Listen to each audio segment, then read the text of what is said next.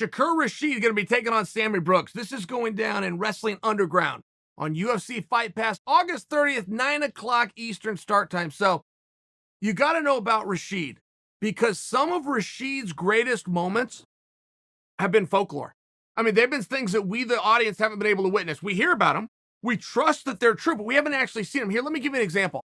So Rasheed is trying to make the team. He's at Penn State. These guys are going to win a national championship, but it's iron on iron within those walls, right? Not one Letterman's jacket isn't equal to a Letterman's jacket. If you make a starting lineup at Penn State and rest, it's a little bit different than somewhere else. So this story starts to come out to the wrestling community that Cesar and Rasheed have to wrestle off.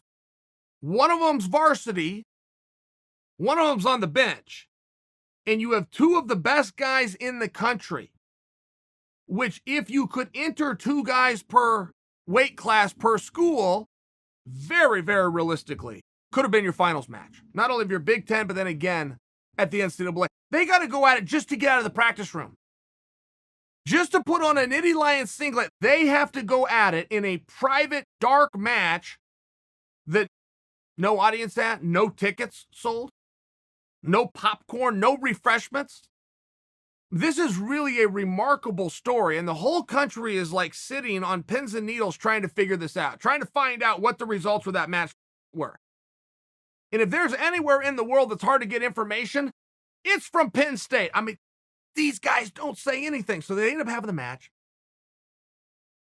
Rasheed beats him. Now, it was relevant, and I was right to my point that this could have been the finals because Cesar goes out and wins an NCAA title the very next year.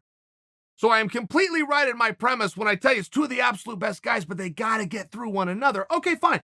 Rasheed comes out of that. So Rasheed ends up being a couple of time All-American. He was dealing, his knee was kind of giving him some problems at one point. He, though, is a Penn Stater through and through. He's a top guy in the country. He's one of the scariest guys in the country. He's going to inside cradle you. He's going to pin you. It doesn't matter if it's the semifinals of the Southern Scuffle or it's the finals of the Southern Scuffle. He's going to lock you up and put you on your back. It's just the way it goes. He's got Sammy Brooks.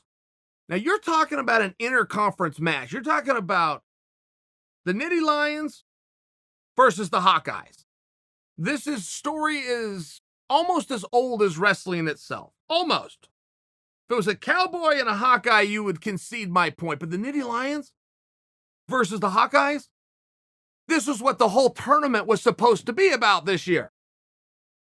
Well, Sammy Brooks is one of these really interesting guys because one thing I did not know about him, I followed his career inside and out. I follow him from good and bad, from the mullet to a different kind of cut. I didn't know he loved wrestling. I knew he was intense, and I know he was immersed, and I knew he was taking his collegiate career very seriously. Those are totally different compliments than saying that a guy loves wrestling. When a guy goes onto the open scene, that's when you find out. Does he love wrestling? And there's no wrong answer. Would not judge a guy any differently, but that's when you find out. Does Sammy Brooks love wrestling, or is he committed to it and it's something he does? Turns out he loves wrestling. So to take guys that have everything on their backs, right? I remember when I took this match to Dana White and said, here's the match. He goes, Penn State, I make that match. Okay. I only offer that to you by an example. Because when you have two guys that are willing to take this kind of pressure on themselves, imagine what I just said to you. Interconference, Penn State versus Iowa, same guys.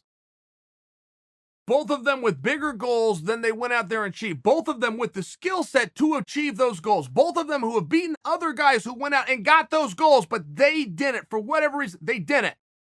And they're moving on to the next level, and they're not hesitating to go against each other. There's a reason Dana likes the match. There's a reason I like this match. There's a reason you guys need to make sure you check out this match.